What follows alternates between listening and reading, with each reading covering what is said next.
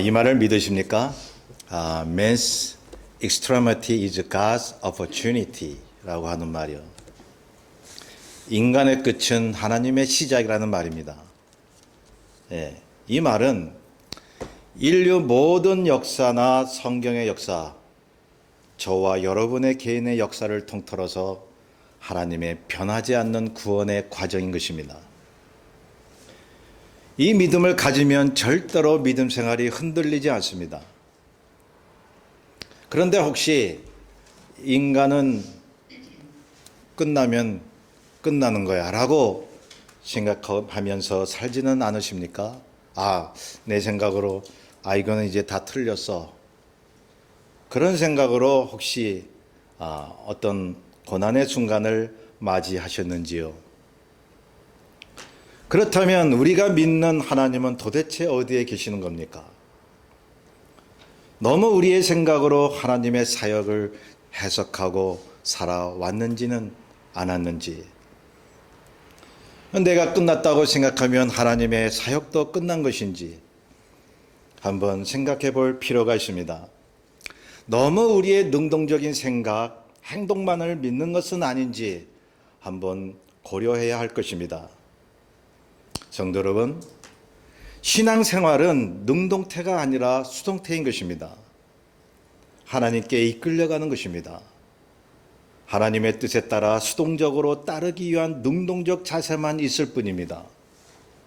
그렇잖아요. 우리가 여태껏 살아오면서 우리의 뜻대로 된 것도 있죠. 우리의 뜻대로 기도하니까 하나님이 응답하신 경우도 있죠.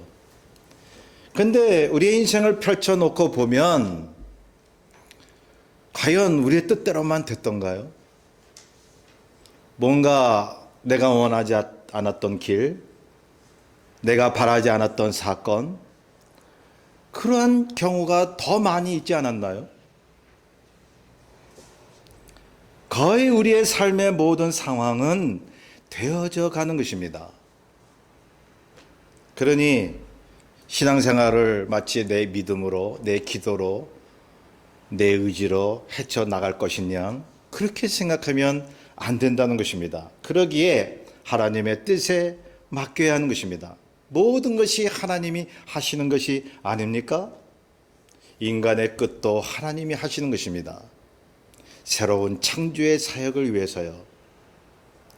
그래서 우연이라는 것이 없습니다. 아무리 우연히 일어난 사건 같아도 하나님의 계획하에 이루어진다라고 한 사실을 우리가 믿는다면 거기에 하나님의 일하심을 우리가 경험할 수 있는 것입니다. 우연과 필연이 만날 때에 하나님을 만나는 것입니다. 이거 그냥 생긴 일 같은데, 우연 같은데, 그렇게 생각하더라도 거기에 하나님이 정하신 일로 내가 느껴지면 하나님 만나는 거예요. 이 사실을 굳게 믿으셔야 됩니다. 우리는 하나님의 정하신 길로 가고 있다는 사실. 그렇다면 그것으로 완전한 거 아닌가요? 본문에 보면 당시 헤롯 왕이 교회를 핍박했습니다. 2절에 보면 요한의 형제 야고보를 칼로 죽였다고 했습니다. 이 야고보는 12제자 중에 한 사람이었는데 사도 요한의 동생이었습니다. 형 요한은 사랑의 사도인데 야고보는 번개같이 화를 내는 기질이 있었어요. 그래서 우레의 아들이다라는 별명이 있습니다. 이런 사람이 정의를 위해서는 목숨을 초기와 같이 버릴 줄 알죠.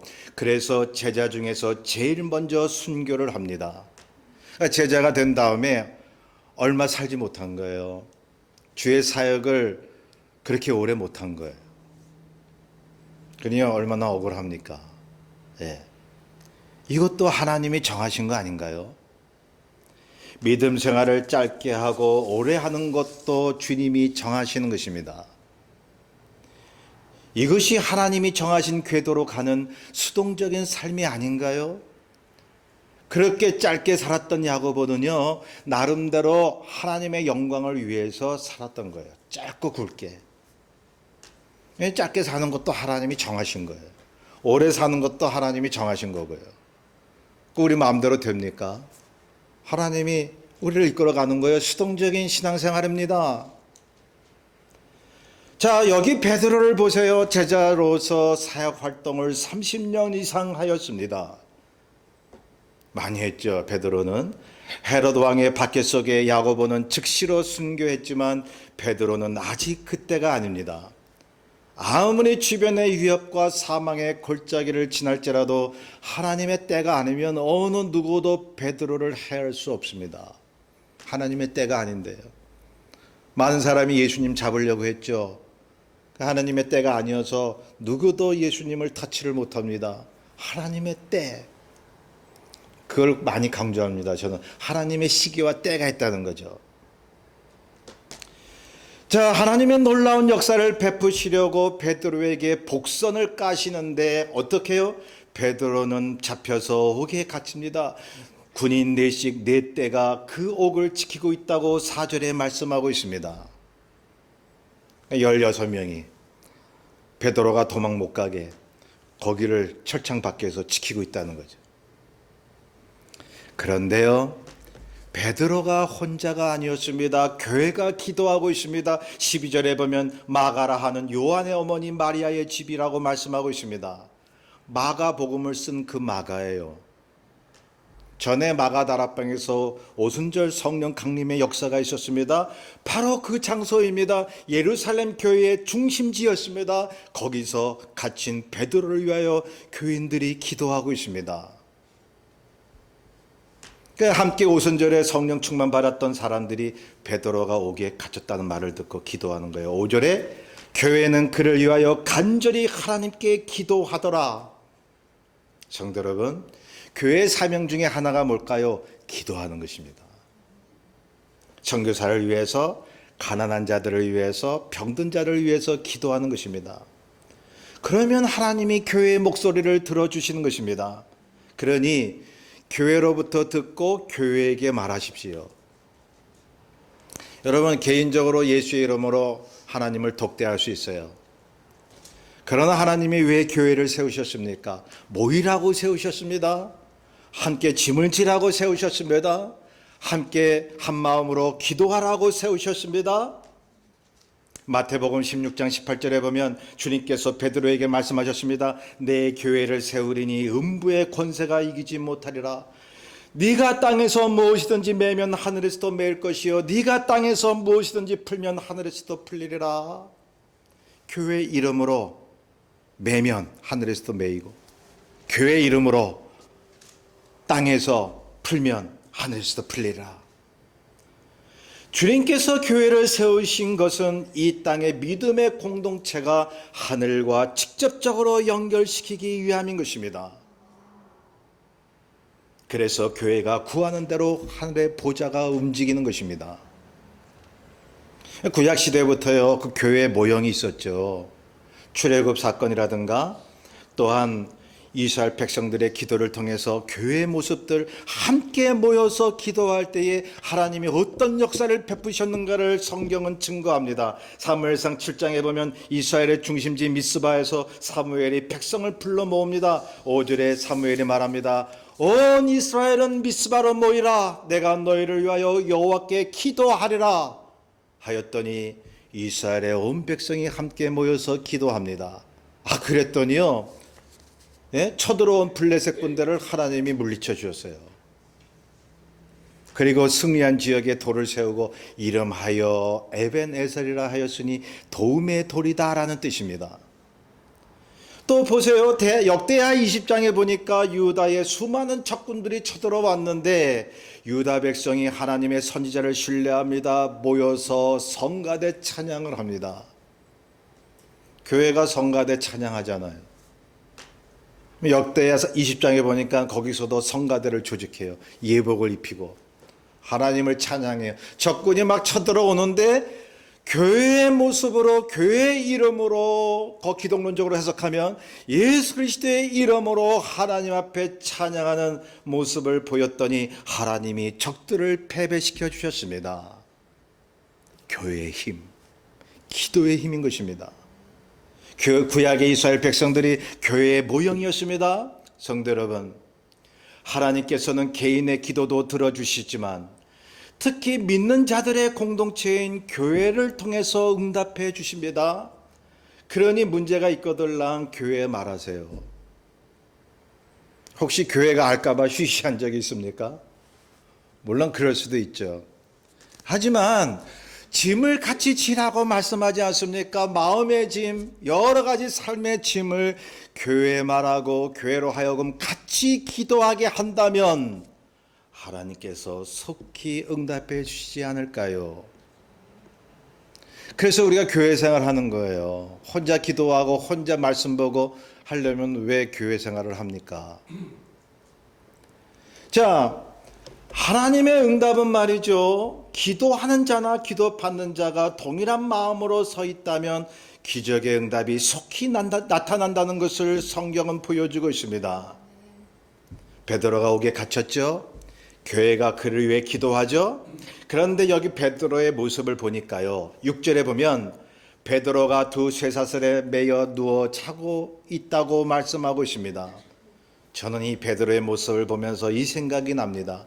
마가복음 4장의 말씀입니다. 풍랑 가운데서 배가 막 그냥 흔들리고 깨져가는 소리가 들리고 제자들은 죽겠다고 아우성을 치는데 그 상황에서 예수님은 주무시고 계셨습니다. 어떻게 그렇게 굉음 속에 풍랑 속에서도 주무실 수가 있는지, 예수님을 통해서 하나님의 평안의 메시지를 전하고 있다는 것입니다. 베드로도 마찬가지 아닌가요? 옥에 갇혀서 곧 죽을 수 있는 처지에 편안히 잠을 자고 있더라는 것입니다. 베드로가요 얼마나 연약했어요. 예수님이 잡히시던 그 이후에 불을 쬐고 있는데 말이죠. 너 예수와 같이 다니던 사람이지? 어떤 여자아이가 그렇게 얘기하니까 겁이 나가지고 도망갔잖아요. 예수님을 모른다고 3번씩 부인했잖아요. 그러던 그가 성령의 충만함을 받고 옥에 갇혔지만은 쇠사슬에 묶였지만은 편안히 자고 있습니다. 혹자는 이렇게 말할 수 있습니다. 아무리 공포의 순간에도 너무 피곤하면 잠을 잘 수 있는 것이지. 물론 그럴 수 있죠. 그런데 성경이 베드로가 묶인 채로 누워서 잤다고 기록할 때는 베드로의 믿음의 상태를 말하려고 한 것이 아닌가요? 예수님이 풍랑 속에서도 배에서 주무실 수 있었다는 것처럼 성경은요 어느 하나라도 의미 없는 것을 기록하지 않아요. 그냥 피곤해서 잤다? 그랬어 라고 그렇게 하지 않은 거예요. 메시지를 던져주고 있는 것입니다. 고난 속에서도 평강의 모습을 전달해주고 있는 것입니다. 베드로가 감옥에서도 마음을 놓은 상태, 몸은 묶여 있지만 성령 가운데서 주님께 모든 것을 맡기고 평안한 상태, 주님이 그거를 우리에게 가르쳐주고 계시는 거예요. 이것이야말로 베드로가 주님께 수동적으로 맡긴 믿음 아닙니까? 하나님 이거 못 살겠어요. 막 바둥바둥대고 이러서는 안 됩니다. 내가 주의 일을 할 사람인데 이럴 수는 없죠. 꺼내주세요. 그랬습니까? 여러분 어떠한 극한 상황이 오거나 괴로운 상황이 올 때 그것을 피하게 해달라고 기도할 수 있습니다. 잘못된 거 아닙니다. 그러나 우리가 기도해도 그러한 상황이 계속된다면 일단 수동적으로 맡겨보십시오. 그냥 이끌림을 받아보십시오. 나의 삶을 그냥 놔두십시오. 바울이 그랬잖아요. 육체에 가시가 있을 때 이 가시 좀 없애달라고 기도했잖아요. 근데 주님의 뜻을 알았어요. 내가 약한 가운데 강해진다는 것을. 그 다음부터는 육체의 가시를 위해서 기도 안 했어요. 그냥 이끌려 갔어요.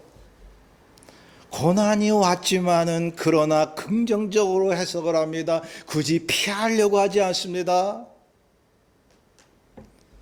자, 보세요.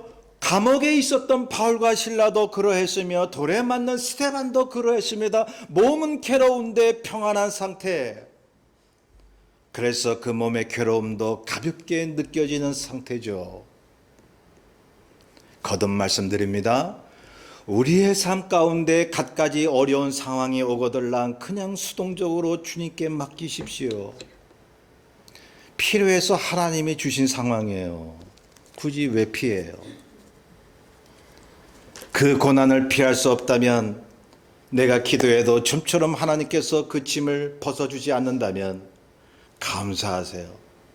그냥 이대로 주님의 길을 걸어가게 하옵소서. 그리고 억지로 내가 무엇을 하려고 하지 마십시오. 그러면 주님이 말씀해 주십니다. 평강과 행복을 주십니다. 저는 이혜인이라고 하는 시인을 좋아하는데요. 수녀예요. 그분이 많은 책과 시를 썼는데요. 그 중에 하나가 고난 속의 평안이라는 시가 있습니다. 그 시의 마지막 단에 이런 글이 나오는데요.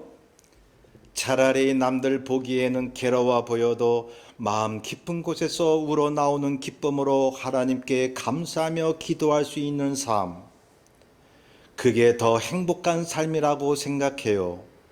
게다가 이 삶의 뒤에는 허무가 아니라 영원한 기쁨이 기다리고 있으니까요. 여러분, 이혜인 그분 글을 한번 보세요. 얼마나 영적으로 우리에게 힘을 주는지 모릅니다. 성도 여러분, 신앙생활을 하는 동안 내가 무엇을 하려고 한번 고쳐보려고 하는 것보다는 그분의 뜻에 오로지 수동적으로 맡기는 것이 더 확실하고 편하고 행복한 삶이라는 것입니다. 우리는 너무 그냥 환난 가운데 기도하면 하나님이 응답하시고 이길 수 있고 뛰어넘을 수 있고 이것만 들었어요. 근데 실상 우리의 신앙생활 삶은 그렇지 않아요. 고난이 끊이질 않아요. 그러니까 기도하면 하나님이 즉각 응답해 주신다는 그것만 들어가지고요, 고난 속에 그러한 믿음의 삶을 비정상적으로 생각을 하는 거예요. 많은 신앙인들이 때가 되면 하나님이 거둬주십니다. 하나님의 시기가 되면 하나님께서 우리의 무거운 짐을 없애주십니다. 그걸 믿고 견디는 거예요. 베드로는 쇠사슬에 묶인 상태였지만 주님이 하시는 대로 그냥 따른 것입니다. 자, 교회가 베드로를 구해달라는 간절한 기도와 베드로의 맡기는 믿음이 서로 맞아떨어졌습니다. 그러니 하나님께 수동적으로 맡기면서 능동적으로 기도하는 지혜가 필요한 거예요. 여러분, 이런 믿음의 지혜가 있습니까? 그냥 수동적으로 맡기려니까 기도도 안 하고 그냥 에라 하나님이 다 하시는 거니까 그냥 알아서 하세요. 그렇게 하라는 거 아니죠. 기도하는 것입니다. 능동적으로 나아가는 것입니다. 하나님이 주신 환경을 긍정적으로 받아들이면서도 하나님의 뜻을 물으면서 자신의 원함도 아뢰면서 나아가는 것입니다. 그러니 수동 속에 능동이 있는 거예요. 이거를 잘 조절을 하셔야 돼요. 신앙생활은 그렇게 만만한 거 아닙니다. 단편적으로 너무 단순하게 생각해서는 안 됩니다. 자, 보세요. 본문에 보면 기도하는 자와 받는 자가 주님께 맡기며 기도하는 모습과 하나님이 베드로에 대해 계획하신 일과 잘 들어맞아서 이제는 하나님이 베드로를 위해 일을 하기 시작하십니다. 때가 되니까 하나님의 뜻과 맞아떨어지니까 7절에 보면 주의 사자가 베드로를 깨우죠. 그랬더니 쇠사슬이 스스로 벗어지면서 천사가 베드로를 인도합니다. 밖을 나가고 있습니다. 베드로가 의심하죠. 이거 꿈 아닌가? 환상 아닌가? 참 그렇죠. 우리는 그걸 알아야 됩니다. 영적인 하나님의 역사와 물질적인 세계가 동일하게 움직이고 있다는 사실이요. 따로따로 노는 게 아니에요. 이원론적인 그냥 영과 육은 딱 떨어져 가지고 그게 아닙니다. 그거 이단입니다. 우리가 밥을 먹어도 영적인 일이에요. 우리의 만져지는 이 살과 뼈도 영적인 하나님의 말씀이 있고 영적인 메시지가 있는 거예요. 영적인 하나님의 세계가 보이는 세계를 컨트롤한다는 사실이요. 베드로가 자유의 몸이 된 채 감옥 밖으로 나오는데 파수꾼이 지키고 있었습니다. 그런데 베드로가 천사의 인도로 밖을 빠져나오는 동안 파수꾼은 전혀 알지를 못합니다. 문이 저절로 열리고 나가는데도 지키고 있는 군인들은 멀거니 바라만 보고 있습니다. 성도 여러분, 주의 택함을 받은 우리를 천사를 통해 하나님이 지켜주심을 알고 계신가요? 제가 한국에 있을 때 영동교회 전도사로 있을 때 어느 믿음 좋은 권사님이요, 운전하고 가는데요, 유턴을 하다가 잘못 어떻게 해가지고 마주오는 차와 정면 충돌을 했어요. 완전히 휴지 조각이었어요. 이 권사님이 머리털 하나 다치질 않았어요. 근데 그 부딪히는 순간 말이죠, 그냥 슬로우 모션으로 이렇게 막 비춰지더랍니다. 그러면서 주여 감사합니다라는 그런 기도가 나오더라는 것입니다. 보니 기적인 거죠. 차가 그냥 종이 조각같이 구겨졌는데 말이죠, 이분은 다친 데가 한 군데도 없는 거예요. 천사를 보내주신 것입니다. 성도 여러분, 성경에는 천사 이야기가 많이 나옵니다. 마태복음 18장 10절에 주께서 말씀합니다. 소자라도 업신여기지 말라. 저희 천사들이 하나님의 얼굴을 항상 뵌다고 말씀합니다. 작은 아이까지라도, 보잘것없이 보이는 사람일지라도 주를 믿는 사람에게는 천사가 있다는 것입니다. 하나님께서 보내신 천사가 그들을 돌보고 지켜주신다는 것입니다. 그러니 저와 여러분 개인마다 하나님이 천사를 보내신 거예요. 지켜주시는 거예요. 본문에 나오는 천사의 역할은 베드로를 구출하기 위해 지키고 있는 군인들의 눈을 멀게 한 것입니다. 그리고 옥문을 열어버린 것입니다. 제가 오래전 어느 선교대회에 중국에 선교사로 갔던 분의 이야기를 들은 적이 있습니다. 잠깐 중국에서 나왔다가 이제 가방에다 성경을 가지고 중국으로 다시 이제 가는데, 여러분 알다시피 기독교 박해하잖아요. 여러분 성경 발견했다가는 압수당하는 것입니다. 그런데도 이분이 가방에 성경 몇 권을 넣어가지고 중국에 도착을 해서 검색대를 지나는데 선교사님은 마음이 졸였다고 합니다. 왜? 성경 발견되면 자기도 어떻게 될지 모르는 거예요. 그래서 기도했다고 합니다. 주여, 저 중국 세관원들의 눈을 가려주시옵소서. 저 세관원들이 내 가방을 열어봐도 성경을 못 보게 주님 도와주옵소서. 그랬더니요, 세관원이 가방을 열고 성경책들을 멀거니 보고 있더라는 거예요. 그러면서 자꾸를 닫아주고 가라는 것이었죠. 하나님이 보내신 천사가 그 자리에 있었던 것입니다. 여러분, 예수 믿는 삶은요, 신비적인 거예요. 신바람 나는 거예요. 하나님의 역사가 나타납니다. 왕하 6장에 보니까 아람 군대가 이스라엘을 쳐들어왔을 때 하나님이 그 아람 군대보다 숫자가 더 훨씬 많은 하늘나라의 천군 천사 불말과 불병거를 보내셨습니다. 왜냐하면 엘리사가 기도했기 때문입니다. 그래서 이렇게 기도했습니다. 여호와여, 저 무리의 눈을 어둡게 하옵소서. 그러니까 아람 군대보다 더 많은 숫자의 천군 천사들이 왔던 거예요. 아람 군사들의 눈을 멀게 합니다. 가려버립니다. 하나님이 역사하시니 아람 사람들이 엉뚱한 길로 가게 되었다는 기록이 있습니다. 성도 여러분, 하나님의 영적인 사건이 보이는 것을 제압해 버린다는 것을 믿으시기 바랍니다. 본문 11절에 보니까 베드로가 정신이 들어서 깨닫게 됩니다. 아, 주께서 그의 천사를 보내어 나를 헤롯의 손과 유다 백성의 모든 기대에서 벗어나게 하신 줄 알겠노라. 그제서야 이게 생시구나 하면서 이렇게 고백을 했죠. 자, 그동안 뭐가 있었죠? 예루살렘 교회가 기도를 했습니다. 베드로를 위해서 계속 기도를 했습니다. 그래서 하나님이 그 교회의 기도를 응답해 주신 것입니다. 자, 베드로가 옥에서 나왔을 때 먼저 찾아간 곳이 자신을 위해서 기도한 곳이었습니다. 그 교회로 찾아갑니다. 그리고 대문을 두드렸습니다. 로데라고 하는 여자아이가 문을 열러 나왔다가 베드로의 음성인 줄 알고 너무 기뻐가지고 문도 못 열고 너무 기뻐가지고 안으로 들어가서 베드로가 왔다고 이야기를 합니다. 베드로가 왔어요. 우리가 기도한 대로 됐어요 라고 얘기했겠죠. 그런데 참으로 희한한 일 아닙니까? 베드로를 위해서 기도한 사람들이 베드로가 왔다는 것을 믿지를 못합니다. 그렇죠? 교회 사람들이 기도해 놓고 믿지를 않습니다. 그들이 여자아이에게 말합니다. 네가 미쳤구나. 네가 천사를 본 거야. 베드로가 왜 여기 어떻게 와? 그 말은요, 베드로가 옥에 쇠사슬에 묶여 있는데 어떻게 여기 올 수 있단 말이야? 너 정신 돌았냐? 미쳤냐라고 얘기했다 그러잖아요. 그러다가 정말 문을 열어보니까 베드로인 줄 알고 놀랐다고 말하고 있습니다. 성도 여러분, 우리가 기도해서 하나님이 응답하셨는데 정말 응답된 줄도 모르고 지내는 건 아닌가요?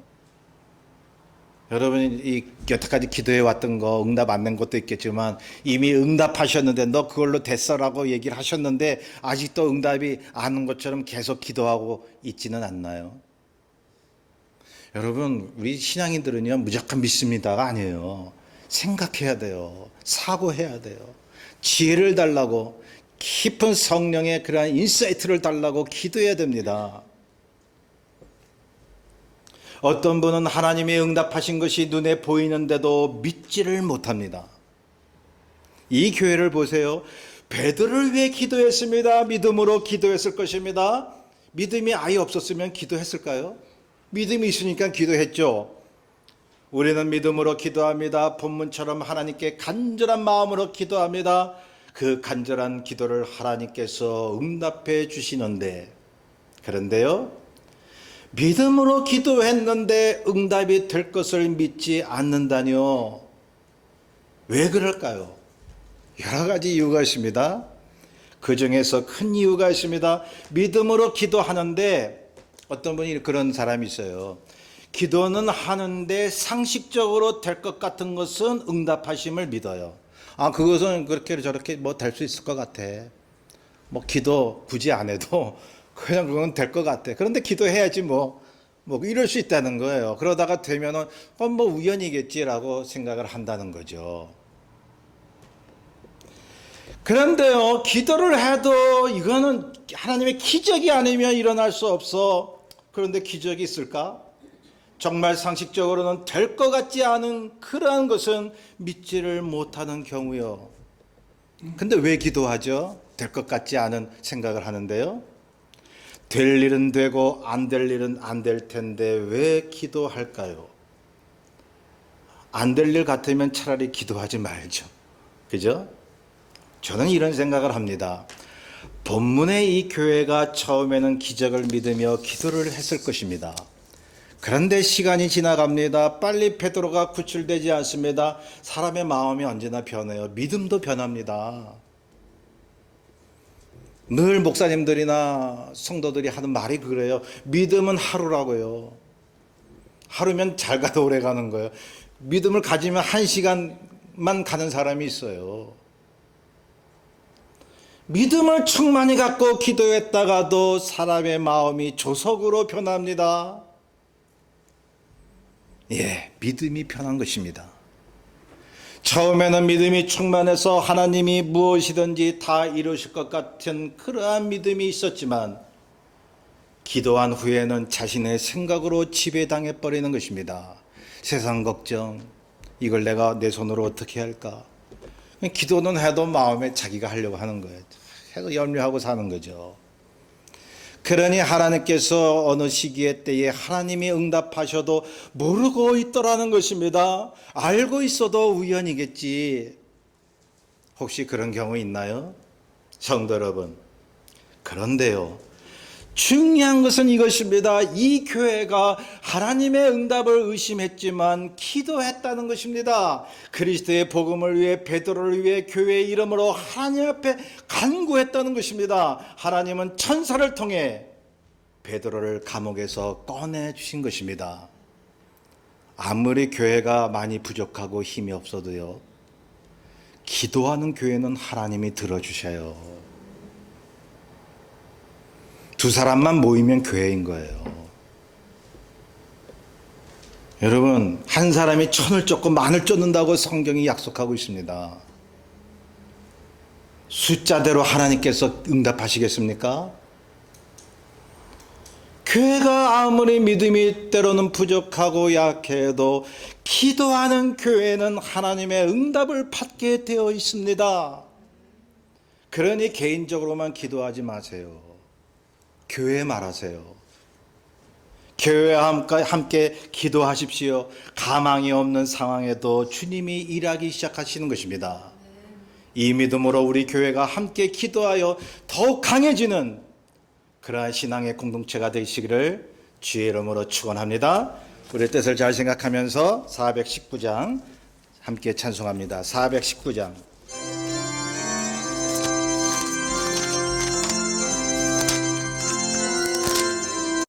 날 구원하신 주 감사, 모든 것 주심 감사, 지난 주